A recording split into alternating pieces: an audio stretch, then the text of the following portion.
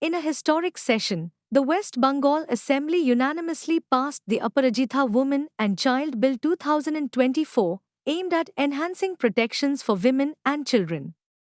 The bill was introduced amidst growing outrage over recent incidents of rape and murder, including the tragic case at Ajikar Medical College.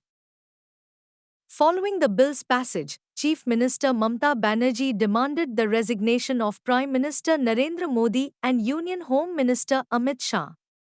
She accused them of failing to implement effective laws to safeguard women, pointing to the rising crime rates against women in several states.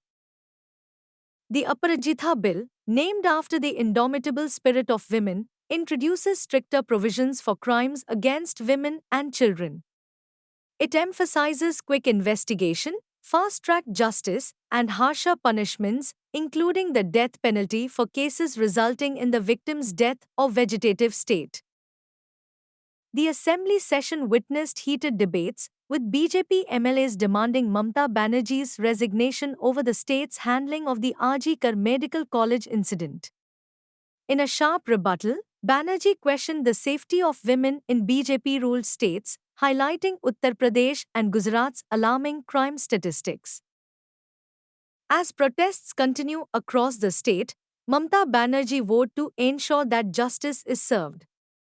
She urged the opposition to press Governor C.V. Ananda Bose to sign the bill, marking a crucial step in strengthening protections for women and children in West Bengal.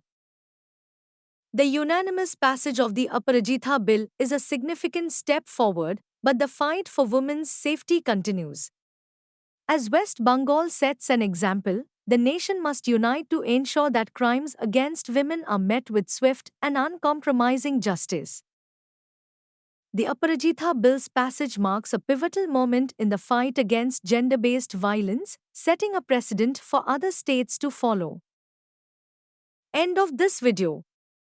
Subscribe for more updates on legislative actions and social justice.